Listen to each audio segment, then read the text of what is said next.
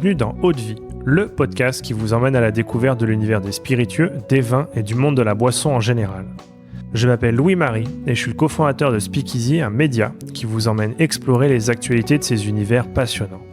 Dans Eau de Vie, on part à la rencontre de celles et ceux qui imaginent ce que nous buvons. On parlera histoire, savoir-faire, terroir, création ou encore passion pour en apprendre plus sur ce qui se trouve au fond de notre verre.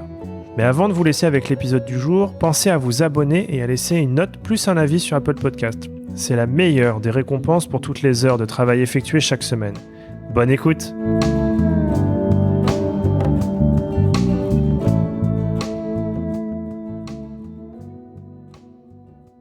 Top, on peut y aller, c'est parti. Alors aujourd'hui, je suis avec Pauline Raffetin, qui est responsable marketing chez Bollinger Diffusion, qui est la filiale de distribution du groupe Bollinger, mais tu es aussi la créatrice d'Anaé, un très beau gin français. Bonjour Pauline. Bonjour Louis-Marie. Écoute, je suis très content d'échanger avec toi autour de ce sujet passionnant. L'idée un peu, c'est de revenir sur ton parcours, de revenir sur le projet d'Anaé et puis un peu sur la suite de ton aventure. Déjà, tu peux nous parler un peu de ton parcours? Tu as toujours évolué dans le monde des vins et dans le monde des spiritueux? Alors oui, j'ai beaucoup travaillé en restauration en fait, en parallèle de mes études. Et j'ai fait donc une école de commerce plutôt classique. Moi, mon but, c'était de voyager le plus possible. Donc, j'ai choisi l'école qui avait le plus d'échanges à l'étranger. Et en parallèle, j'ai toujours travaillé dans la restauration et aussi dans un bar à champagne à Paris qui malheureusement a fermé maintenant. Et donc, juste après mes études, je suis partie à New York travailler chez Rémy Cointreau pour Piper et Charlotte Sick. Okay. Et après, je suis revenue en Europe, donc j'ai travaillé là à Londres pour les cognacs Godet. Là, j'étais plutôt ambassadrice commerciale. Et puis, il y a en 2016, Rémy Cointreau m'a contacté pour un poste chez leur nouveau distributeur qui était donc Bollinger Diffusion. En marketing pour être chef de produit senior spiritueux. Et puis depuis, j'ai évolué chez Bollinger Diffusion et donc maintenant, désormais, je suis la responsable marketing. Donc j'ai toujours eu vraiment cette forte attache pour les vins et spiritueux, ce que j'aime beaucoup, cette notion de partage, de passion. Je trouve que c'est un métier où on n'a que des passionnés, qui est très proche aussi du terroir. Et donc allier les deux, c'était parfait pour moi. Il y a eu un déclencheur, une dégustation particulière qui t'a un peu fait basculer dans cet univers où là tu t'es dit je veux vraiment consacrer ma carrière à l'univers des vins spiritueux. Alors c'était plus une rencontre avec mon cousin justement qui vit à New York et qui a ouvert plusieurs bars à Champagne. Et j'adorais ce concept de dire en fait chaque champagne a vraiment son ADN, sa personnalité. Et donc petit à petit, voilà, c'est un premier fil que j'ai tiré. Et après, je me suis rendu compte, les champagnes, il y avait aussi tout le monde des spiritueux derrière. Et j'ai énormément appris, notamment avec Godet, de rencontrer beaucoup de gens passionnés, surtout en Angleterre. Le cognac a quand même une forte présence. Donc c'est plus des rencontres, des moments que un point en particulier. Ouais, c'est vrai que c'est un univers qui est passionnant avec beaucoup de passionnés et il y a une infinité de découvertes à faire. Peut-être pour rentrer un peu dans le vif du sujet sur Anaé, tu peux nous présenter Anaé?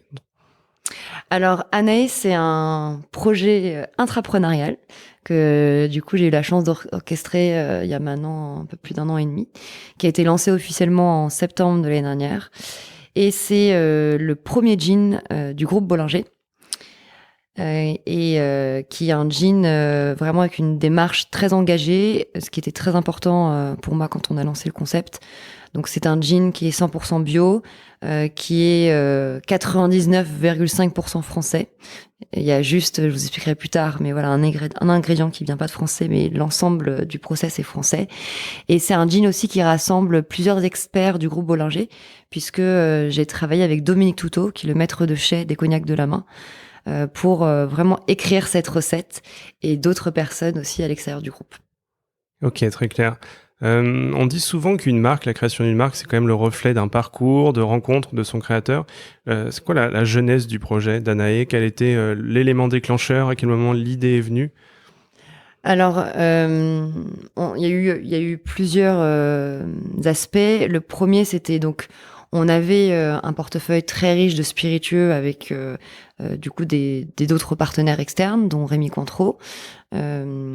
L'aventure s'est arrêtée avec eux, donc on s'est vraiment posé la question, se dire est-ce que on va prendre notre nouveau gin sans forcément avoir une traçabilité sur la production, ou est-ce qu'on rassemble pas justement des experts au sein de notre groupe pour créer le gin le plus premium et le plus en ligne avec les valeurs du groupe. Donc on a vraiment choisi cet aspect-là, et moi je me suis beaucoup inspirée pour faire ce projet avec d'autres marques qui sont pas des marques de spiritueux, mais qui avaient vraiment cette démarche extrêmement engagée, parce que ce qui était important pour nous, c'était de pas faire du greenwashing et d'être extrêmement transparent avec nos consommateurs. Donc j'ai beaucoup regardé notamment une marque de boisson allemande qui s'appelle Lemonade Charity, et qui a cette démarche très engagée, qui a d'abord créé sa fondation pour financer des projets ONG, et pour financer sa fondation, elle a créé sa marque de thé. Et j'aime bien ce concept à l'envers par rapport aux autres marques. Voilà, il y a aussi pas mal de marques de cosmétiques, Guerlain, Caudalie, etc., qui font des choses très intéressantes. Ouais, tout un univers dont tu t'es inspiré. Tu le disais là tout à l'heure, il y a plusieurs experts qui t'entourent sur ce projet, notamment Dominique Toutot, qui est le maître de chai de la maison Delamain, une très belle maison de cognac. Tu peux après nous présenter ces experts qui t'accompagnent.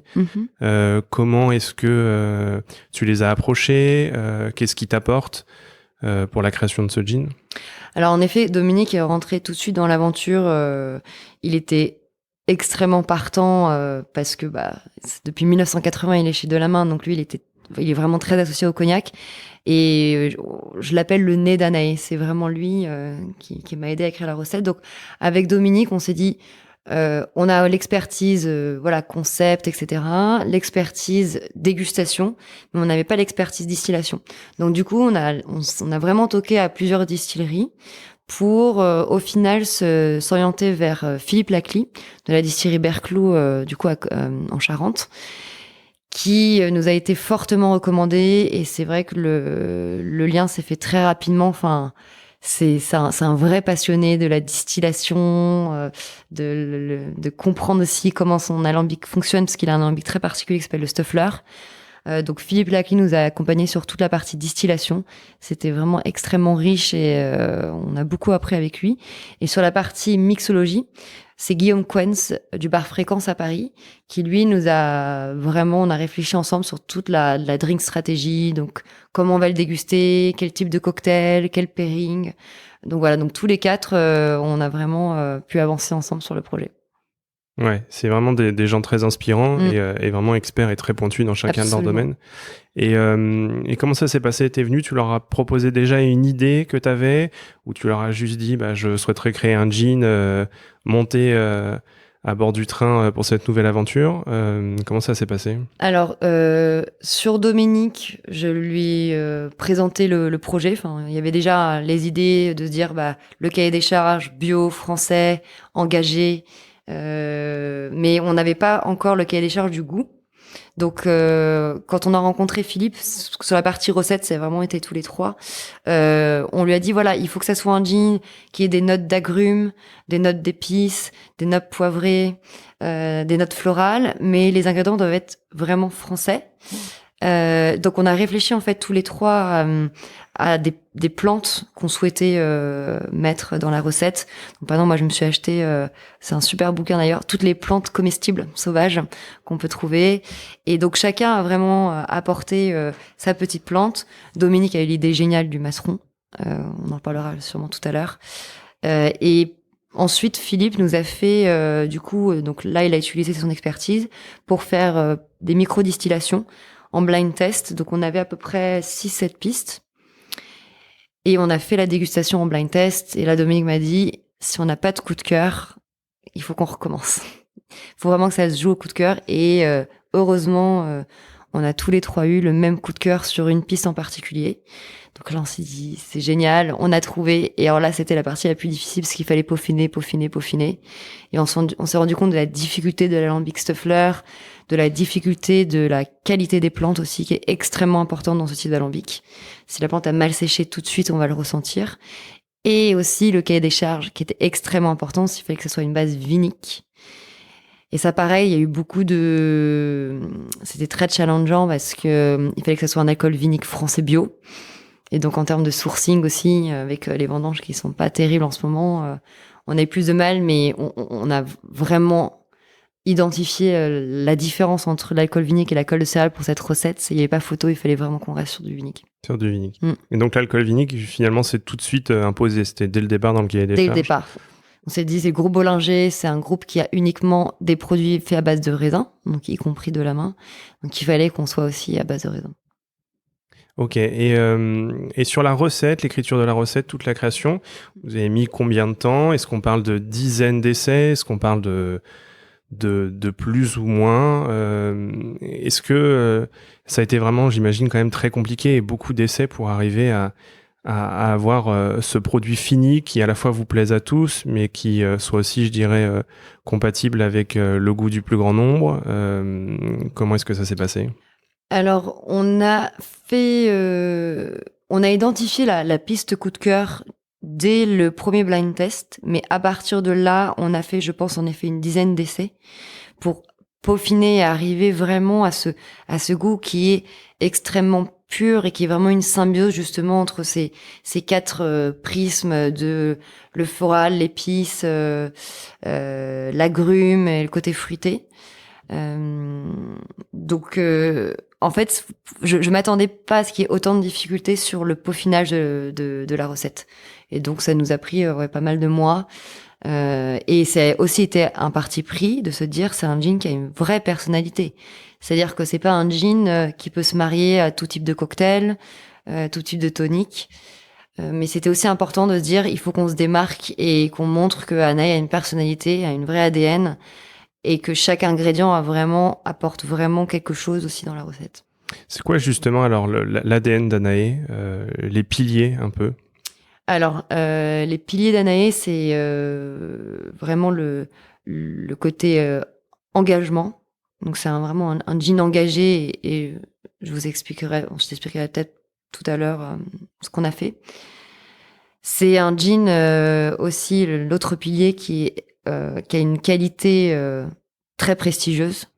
Je pouvais pas me permettre de créer un projet sous l'entité groupe Bollinger qui n'est pas la même qualité que les champagnes Bollinger, cognac de la main, les vins Chanson. Donc on a vraiment cette qualité très pointue. Et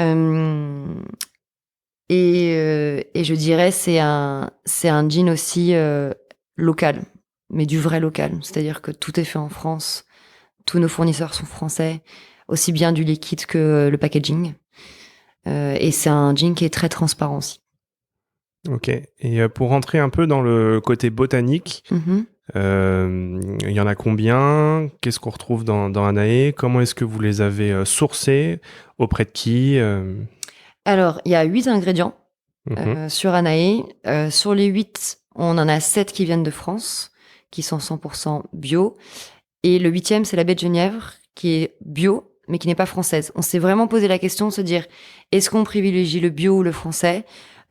Aujourd'hui, je pense que le bio est quand même une accréditation assez forte et qui était, enfin, pour moi aujourd'hui, créer un produit qui n'est pas bio n'a pas de sens. Donc, on a privilégié le bio, mais l'idée, c'est d'être autosuffisant d'ici quelques années et planter nos propres baies de Genièvre. Donc ça, c'est un peu mon prochain projet et j'espère que voilà on pourra le développer. Et après sur le sourcing, donc ça Berclou nous a beaucoup aidé. On passe en fait pour certains ingrédients comme le maceron en direct avec le producteur, donc avec Benjamin sur l'île de Ré à la ferme des baleines. Et donc ça, c'est assez incroyable parce que j'y étais encore il y a 2 jours. C'est le maceron, en fait, c'est une plante sauvage, mais qui pousse sur sa ferme bio.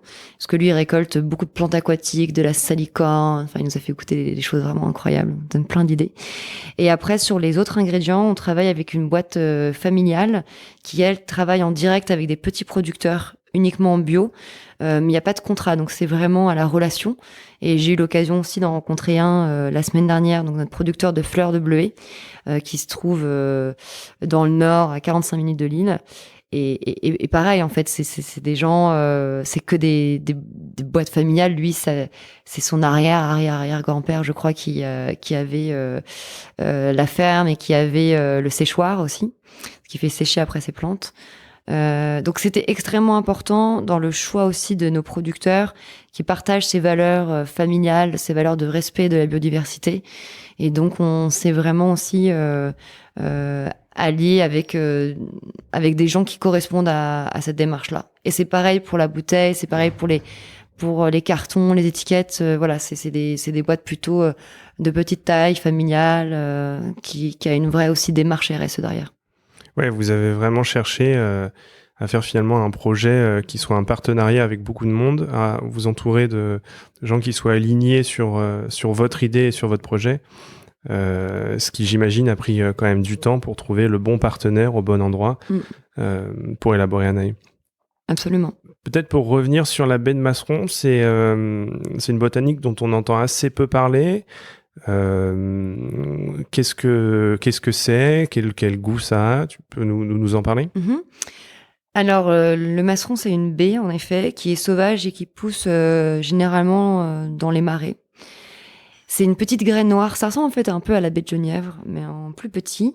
Et on l'appelle aussi le poivre des marais ou le poivre des pauvres. Et ça a vraiment ce côté poivré, et c'est ça qui donne toute la puissance et cette longueur en bouche qu'on retrouve sur Anaï. Et il y a un petit côté un peu mentholé, anisé. Et c'est assez génial parce que j'étais justement sur l'île de Ré il y a 2 jours. Et dans les restaurants, en fait, quand on demande du poivre, c'est le masseron qu'on donne. Qu'on nous donne. Ouais, donc on peut vraiment l'utiliser en tant que poivre. Et je vous le conseille parce que ça donne beaucoup de goût. Et c'est ça vraiment qui apporte cette belle puissance à Anaï, mais qui est aussi très compliqué à travailler parce que c'est sauvage, ça pousse pas de la même manière chaque année. Le séchage peut être différent. Donc c'est vraiment à travailler avec beaucoup de détails et beaucoup de délicatesse. Tu nous parlais il y a quelques minutes du packaging, de l'engagement que vous avez et toute la réflexion qu'il y a eu aussi autour de la bouteille. C'est un beau flacon, hein, c'est un très beau flacon avec une belle étiquette. Comment est-ce que vous avez travaillé ça? Il y a eu plusieurs itérations, j'imagine. Comment vous avez réfléchi aussi en termes de durabilité sur le packaging pour respecter un peu vos engagements et l'ADN d'Anaï? Alors en effet, on a fait pas mal de tests sur les bouteilles. On a travaillé du coup avec une super agence, vraiment main dans la main pendant pas mal de mois. Au début, on était parti sur un graphisme complètement différent, et au final, en fait, ce que j'ai demandé moi au directeur de la création, c'est d'essayer de retrouver le mouvement de l'abeille, de la danse des abeilles sur la bouteille. Je m'explique, parce qu'en fait, on a aussi une vraie démarche avec les abeilles. Je voulais qu'on crée une sorte de cercle vertueux en se disant, aujourd'hui, on utilise cette magnifique biodiversité, ces belles fleurs, parce qu'on a les fleurs de bleuet, la camomille, etc. On aimerait un peu remercier justement nos terres. Donc, on s'est associé avec un organisme qui s'appelle Un Toit pour les abeilles, et on travaille en fait avec des apiculteurs et on crée de nouvelles ruches pour eux. Pour justement protéger ces espèces qui sont en voie de disparition. Donc, il fallait qu'on mette un petit clin d'œil sans forcément trop le montrer. Et donc, pour la bouteille, on s'est aussi beaucoup posé la question, bouteille recyclée, pas recyclée. Ça a été beaucoup de réflexion avec le verrier. Aujourd'hui, en fait, en France, on utilise 100% du verre recyclé. Donc, il n'y a pas de besoin aujourd'hui d'utiliser du verre recyclé puisqu'il est déjà, en fait, à 100% recyclé. Donc, nous, ce qu'on voulait montrer aussi sur ce verre blanc qui, d'ailleurs, est réutilisé par le verrier, c'est la notion de transparence. Et du coup, on s'est aussi beaucoup posé la question de qu'est-ce qu'on fait une fois que la bouteille est terminée. Et donc, en fait, on a laissé une petite surprise aux consommateurs. Derrière l'étiquette, avant, en fait, on a gravé Anaï pour, s'ils souhaitent un jour, ils peuvent enlever les étiquettes, réutiliser la bouteille comme carafe d'eau, comme vase, comme même pot à bougie. Enfin, il y a pas mal de choses à faire pour donner justement une seconde vie à la bouteille. Et c'est vrai que ça fait une très belle carafe. Ouais. Donc là, tu t'as cherché la recette, tu t'es bien entouré, vous avez élaboré un gin qui vous plaisait, vous avez trouvé un packaging et une bouteille qui vous plaisait aussi. Quand pour la première fois, tu as reçu le produit fini entre les mains, quelle a été ta réaction ? Ouais, je me souviens très très bien parce que c'était l'année dernière en plein mois de fin juillet, début août. Donc en plus tout le monde était déjà en vacances. Et donc je suis allée avec le directeur des achats du groupe Bollinger chez notre embouteilleur. Enfin non, pardon, il y a eu deux étapes. La première étape, et ça a été vraiment, je m'en souviendrai toute ma vie, c'est qu'on allait chez notre verrier pour voir la bouteille qui sortait, cette goutte de verre où là on voit la bouteille d'Anaïs qui crée et qui fait comme ces gestes que comme ils ont gravé Anaïs sur la bouteille, il y a eu beaucoup d'émotions. C'était se dire ça y est, le projet il est concret, il est devant nous. Et la deuxième étape, ça a été en effet chez l'embouteilleur où là on a vu avec les étiquettes, avec le liquide et on a du mal. J'ai du mal à croire parfois que voilà ce projet il a été créé de toutes mains par Dominique, moi-même et d'autres personnes de l'équipe et quand je vois même des affiches, je me dis toujours, mais est-ce que c'est vraiment nous, ça? Et ouais, non, hyper fier. Vraiment, comme si c'était un nouveau petit bébé qui est né voilà, dans le groupe. Et c'est vrai que vous avez quand même rencontré un succès assez rapide. Vous avez eu des très bons retours. C'est vrai que c'est un très très beau produit qui est. On sent qu'il a été pensé du début à la fin et qu'il est vraiment très abouti. Qu'est-ce qui plaît aux consommateurs ? Alors, je pense que aujourd'hui, le consommateur, il faut pas le prendre, voilà, pour une personne plus bête qu'elle ne l'est. On voulait vraiment jouer la carte de la transparence et beaucoup communiquer auprès de nos consommateurs. Et je pense que notre honnêteté et transparence fait que le consommateur aime justement notre démarche. On n'est pas allé chercher l'ingrédient en haut de l'Himalaya qui pousse tous les 3 ans. On montrait avec des ingrédients plutôt simples, du thym citron, verveine citron, des graines de coriandre, etc. Mais le fait d'être extrêmement transparent sur le sourcing de toutes nos plantes, de dire que voilà, nos baies de Genièvre sont pas françaises, mais on y travaille pour, et d'avoir aussi un gin d'une qualité qui est assez exceptionnelle. On a d'ailleurs été élu meilleur gin de l'année cette année par Caviste et e-commerce. Tous ces prismes-là, je pense, font que du coup le consommateur aussi, le fait qu'on l'inclut dans cette démarche-là, aime ce genre de choses. Là, on peut dire que vous avez installé le gin chez des cavistes partenaires, vous l'avez fait connaître au public. Il y a, je dirais, une deuxième phase de développement. Vous avez notamment signé une très belle collaboration avec Nomi. Tu peux nous la présenter ? Oui. Alors, hyper contente aussi de cette collaboration. Donc Nomi, c'est une marque donc tenue par un couple d'épices. Dont Marie-Lou, sa mère en fait a toujours travaillé dans les épices, donc elle a repris un peu ce business-là avec son mari. Et l'idée c'était de trouver le mix d'épices parfait pour sublimer le gin tonic. Parce qu'on s'est dit voilà, comment on boit Anaïs ? On s'est toujours posé la question, Anaïs, tonic, qu'est-ce qu'on met avec ? Et on s'est dit, mais pourquoi pas créer en fait notre propre petit mélange pour sublimer le gin tonic. Et donc du coup, on a travaillé avec eux, avec Guillaume, Dominique et Albéric, une personne qui travaille avec moi à l'équipe, et moi-même, pour tester justement différents types d'épices. Et donc on est arrivé à 4 épices. Qui sont du coup graines de coriandre, algues wakame, hysope et verveine citron. Et du coup, il y a juste besoin de faire 2 petits tours de moulin et vraiment, ça va sublimer le gin tonic. Donc, on a lancé cette collaboration en exclusivité à la grande épicerie pour l'instant. Mais l'idée, c'est d'avoir une seconde version pour la fin d'année dans un pot où les épices sont déjà prémixées, qui sera vendu du coup chez les cavistes indépendants. Pour pimper son gin tonic. C'est pour pimper, c'est sublimer ton gin tonic. Et vraiment, j'espère que les gens pourront tester chez eux. Ça apporte vraiment beaucoup. Et on peut aussi l'utiliser pour les plats. Petite recette sympa, mais si vous aimez voilà les carpaccio de Saint-Jacques, moi je mets carpaccio de Saint-Jacques avec goutte d'anaïs, un peu d'huile d'olive et le petit moulin à épices et ça apporte vraiment beaucoup de saveur. Ça donne faim. Ah oui, très. Maintenant qu'Anaé est lancée, quelle est la suite de quoi tu as envie?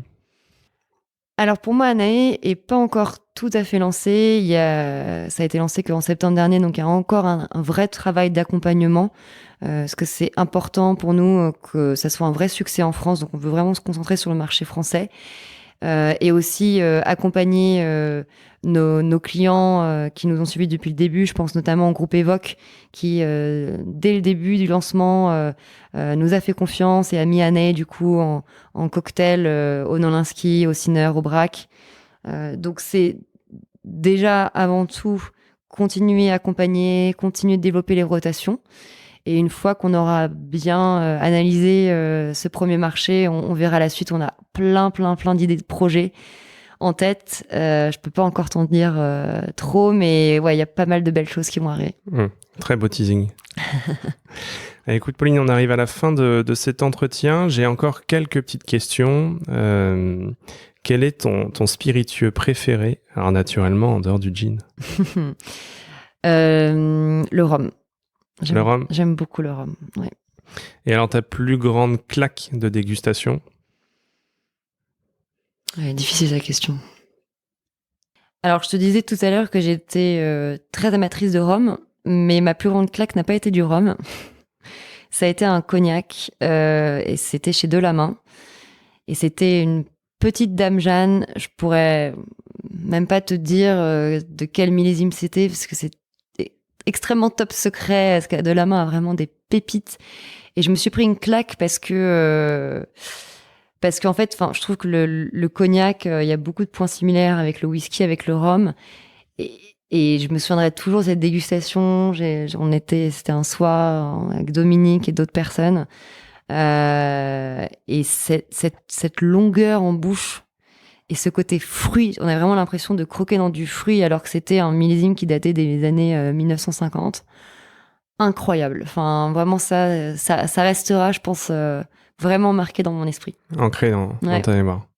Une idée de cocktail à déguster au bord de la piscine, une longue soirée d'été? Alors, tout simplement, avec Anaé, bien entendu, en gin tonic, avec toutes les plantes que vous trouverez dans votre jardin. Ça peut être du thym citron, du thym, de la lavande, ou bien sûr le moulin à épices si vous l'avez, avec des gros glaçons. Ou si vous souhaitez tenter une nouvelle expérience, ça peut être aussi Anaé avec pur, avec un gros glaçon et des plantes de jardin, tout simplement. Dans la simplicité, on est. Et pour finir, le mot de la fin, de quoi es-tu la plus fière? Je pense du lancement d'Anaé. Je m'attendais pas à ce que ça fasse autant de bruit. Parce que c'est vrai qu'on a beaucoup de personnes qui sont venues nous voir en disant on vous voit partout, tout le concept, etc. est très réussi. Donc je pense ce lancement. Et vraiment, je remercie d'ailleurs du fond du cœur toutes les équipes parce que on a eu pas beaucoup de temps et l'équipe est très réduite. Donc vraiment, les gens se sont donnés à fond et du coup, ma seconde fierté, c'est surtout d'avoir réussi à rassembler autant de personnes derrière ce projet parce que tout le monde est à fond, quoi, aussi bien la famille, les agents, les clients et vraiment cette notion de cohésion extrêmement importante. Ouais. Ok, super.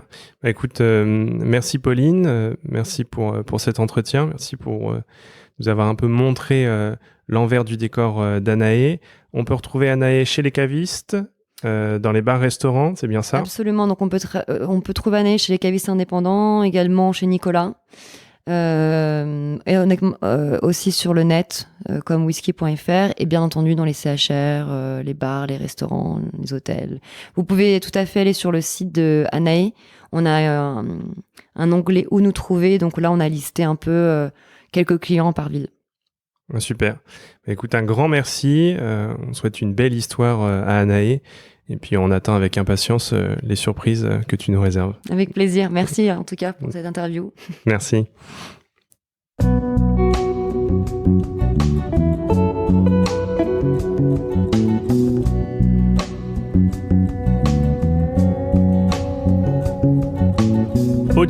c'est terminé pour aujourd'hui. Enfin, presque. Si vous avez aimé cet épisode, pensez à noter Haute-Vie 5 étoiles sur Apple Podcast avec un petit commentaire pour nous encourager. C'est ce qui nous aide à gagner en visibilité et nous encourage à produire toujours plus d'épisodes. Enfin, si vous souhaitez en apprendre plus sur l'univers des vins, des spiritueux et du monde de la boisson en général, rejoignez-nous sur Speakeasy, le lien est dans la description. Merci encore et à la semaine prochaine.